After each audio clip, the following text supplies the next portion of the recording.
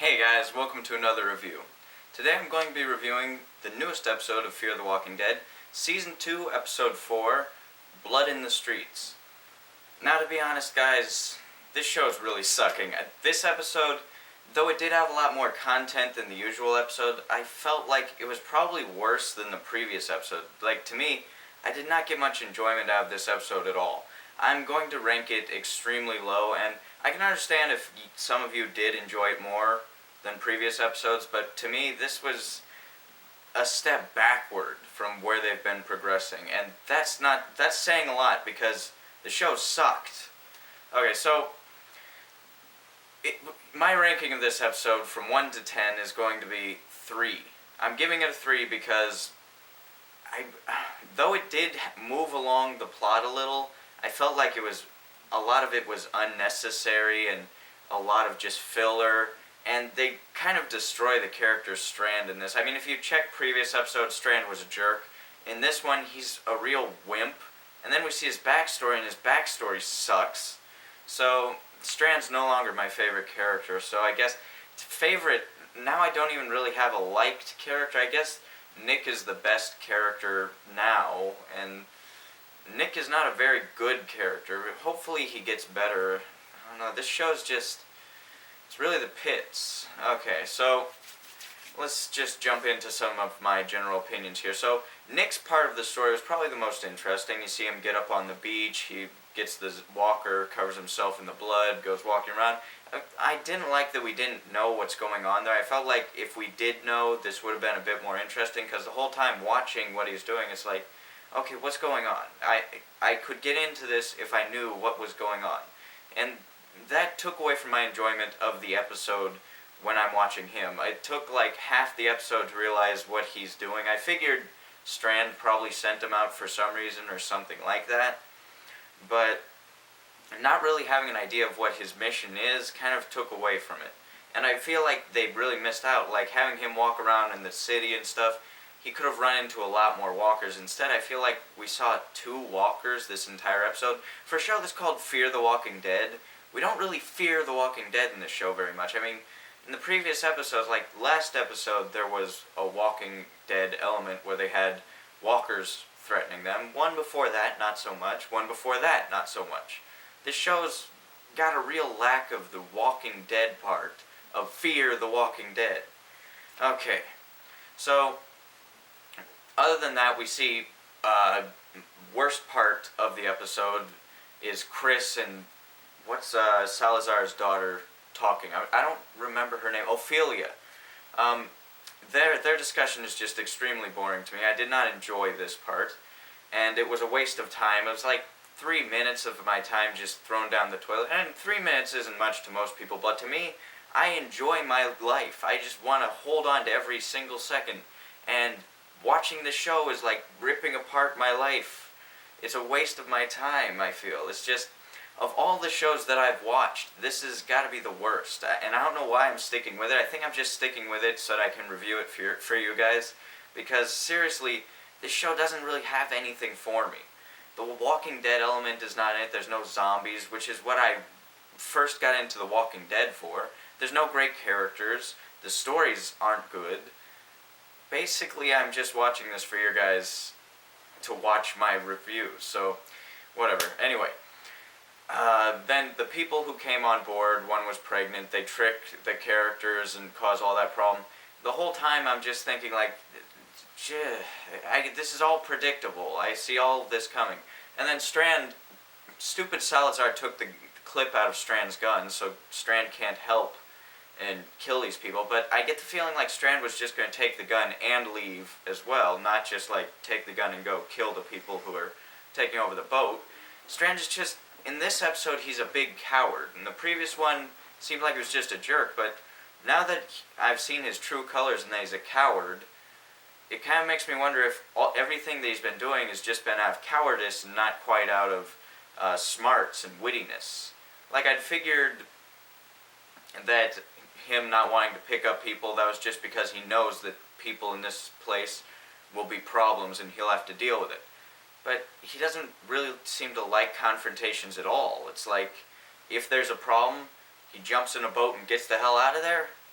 that's kind of cowardly.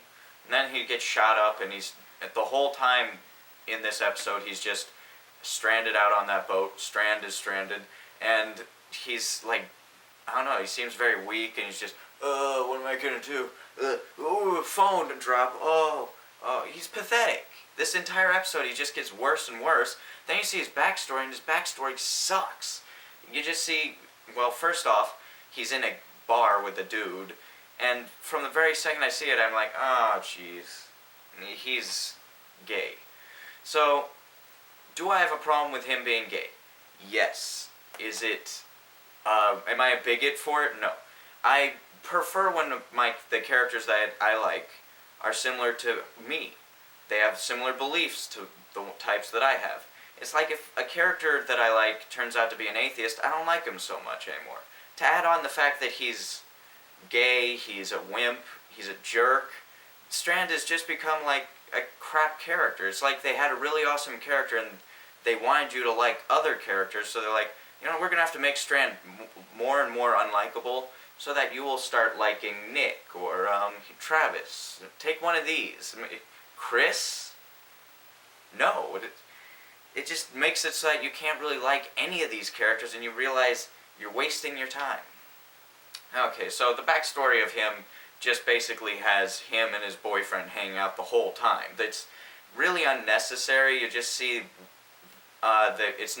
his boat's named Abigail after the guy's last name is Abigail, so, and then you kind of get an idea that he's going down to Mexico to meet up with Abigail, who, if you originally thought it was a girl, you were wrong, which I believe I thought that it was a woman as well, which would have been better. I just feel like, and then the poor actor, I'm not sure if he's gay in real life, but he doesn't seem to be too into this, and then you see the kissing scene, it's like, he's tentative the whole time.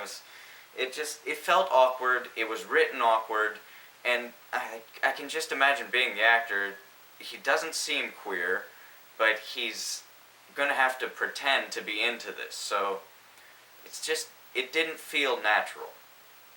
It's a very forced part there. And I understand they have to have a gay character in every one of these Walking Dead shows. They have to have all sorts of different people thrown in. But when it's a character that I really like, that they just turn to that, I would rather to already know that it's that person so that they don't give me that crap shock value. Okay. And then the rest of the episode's not all that great anyway. We just get Travis does nothing the whole episode. He's like, I'm going to kill this guy. He has this wrench or crowbar in his sleeve the whole time. And I was thinking like, yay, Travis is going to prove that he's even manlier and just kill a guy right up front, get his gun, and take over the ship again. But no, it's just, he keeps having chances where he can take out the one guy and then take over again, but he just cowards out and ends up getting taken away, him and Alicia, on the boat with Connor. And whereas The Walking Dead has a big reveal for their enemies, like the governor or Negan, with this guy it felt extremely weak. It's like, hi, I'm Connor. I'm 5'2" and I'm extremely non-scary in any way. Why would you create that as your... Now, there are ways that he could be scary and just be a little small, wimpy-sounding dude. But they didn't do it that way. They just make it so that he seems weak right out front, and they don't seem powerful at all. And the guy Luis that Nick runs into, that guy was able to take them all like two people out real quick, just with a gun. And then this other guy, Reed, who was Jesse McCartney. Again, my sister knows all about that guy, apparently. And it's just like, you don't get the feeling that there's a real threat with these people, which just means that we're spinning our wheels by dealing with them. This is all just to stack up a season that's got no content to it. The thing is, they want to have like an over-driving story, whereas The Walking Dead never really had a big story. It just has the people who have to survive, and then there's some obstacles thrown at them. Whereas here it's like, we have to do this, we have to do that, we have to do this, we have to do that. They have to keep giving them directives. Whereas if you look at The Walking Dead, first season, they did sort of have a directive, but then the second season it was just, we gotta find a place to stay and be safe at, which was basically the farm. And then they were trying to stay on the farm. Third season, they want to stay at the prison. They want to live. It's just about living, trying to survive. Whereas in this one, you just get the feeling like it's like forced plot here, forced plot there, run into people here and there and there and there. It's just, I don't know, it's very formulaic and very boring. So I really don't have anything to say about this episode other than that. It's just bad. So tell me what you guys thought. Am I wrong? Maybe. Make sure to like, comment, share, and subscribe, and I will see you guys in the next review. Peace.